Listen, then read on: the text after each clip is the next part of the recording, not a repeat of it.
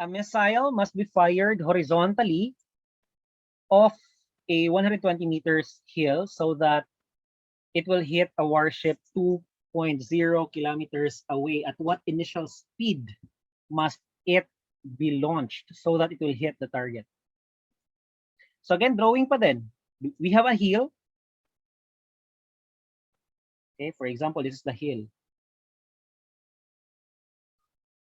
Yan. And then naman daw warship. So that means kung ano diri dapit sa pikas. Dagat. Yan. Mag-drawing ko warship ha. Okay, sorry. Ada warship diri.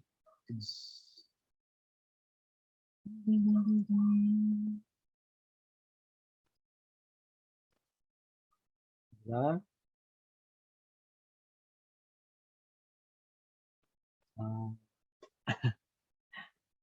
Okay, and then of course, na daw tayo missile. So natay tangke de gera diri sa taas.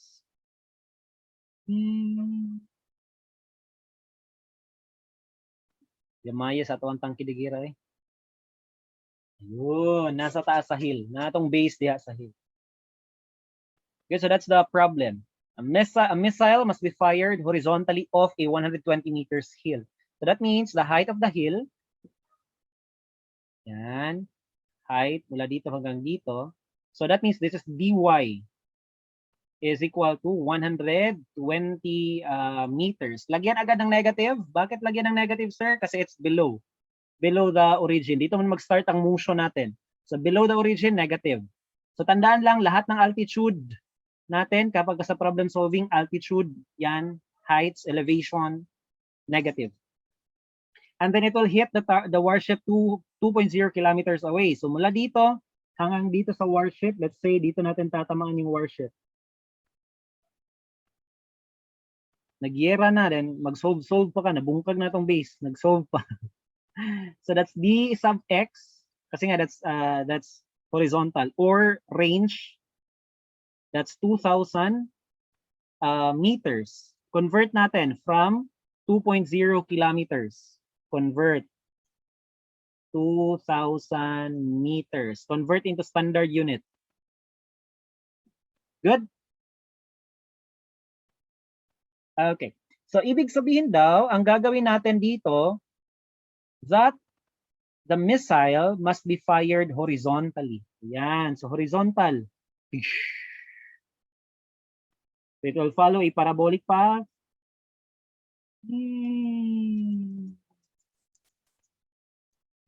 Until such time na maigo sa warship. So, sa mga case? Case 1, 2, or 3. This is case number 2. Tama? Case number 2. Good? So far, so good? Next, what is the question? What is the initial speed? Yan. So we are asked about the initial speed VI. Not VIX, not VIY, but VI. The initial, the resultant. Nakuha? Ayun. So if this is fired horizontally, that means theta is equal to 0 degrees with respect to the horizontal. So 0 kapag ka horizontal. Yun. So same pa din, first step. Solve for VIX and solve for VIY. So VIX is equal to cosine 0 multiplied by VI. Do we have VI? No, unknown. So VI. And VIY is sine 0 multiplied by VI. Unknown si VI, so VI. What is cosine 0? Cosine 0 is 1. So ibig sabihin, 1 multiplied by the number, VI pa din yan. So VIX is equal to VI. And then what is sine 0? Sine 0 is 0. Any number multiplied by 0 is 0 meters per second. That is always the case kapag ang pinag-uusapan natin case number 2. Ibig sabihin, VIX is equal to VI and VIY is equal to 0 meters per second. Kapag ka case number 2. Follow? Take note of that important thing. So, how are we going to get VI? Ay, ang unknown man nato. Unknown is VI. So, check natin sa equation. Saan ba dito yung may VI? Alam natin, VIX is equal to VI. Tama? So, that means VI is equal to VIX. Kasi nga, case number 2.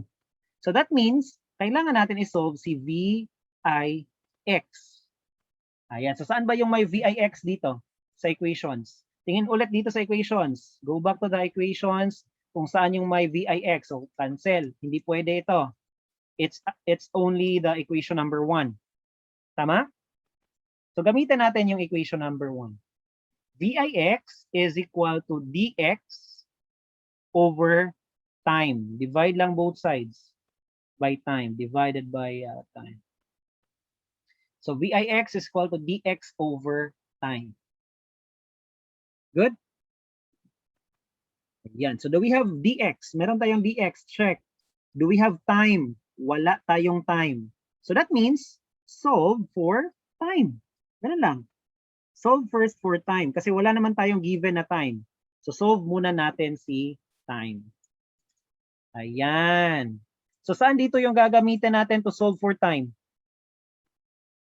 Balik agad sa equations. Ano ba yung pwede natin gagamitin to solve for time? We cannot use this one to solve for time. Ito, pwede ba? Meron ba tayong VFY? Wala. So, no. Ito, hindi pwede. Do we have DY? Yes. Do you have VIY? Yes. So, that means we can use this equation. Wala tayong ibang choice. Follow? Okay. So, solve for time using the fourth equation. DY is equal to VIY times time plus 1/2 GT squared. We know that VIY is 0. So that means this becomes ayan. So solve for time. We can calculate the time. Using these equations, di ba, na-discuss na natin sa free fall. Time is equal to square root of 2 dy over g. Cross multiply lang ng 2. So this is the equation for time. Case number 2. Questions? Wala? So substitute lang. Solve for time. Square root of 2 times negative 120 meters divided by negative 9.81 meters per second squared. And that gives us time, ilaman, 120 times 2 divide 9.81, take the square root, 4.946 seconds, or approximately, 4.9 seconds. Two significant figures. Okay, so meron na tayong time. Check na si time. Then we can calculate already. So dx is 2,000 meters divided by time, which is 4.9 seconds. So that gives us what? That gives us 408.16 meters per second. Two significant figures. 410 meters per second. Velocity initial is equal to VIX. Yan. Questions?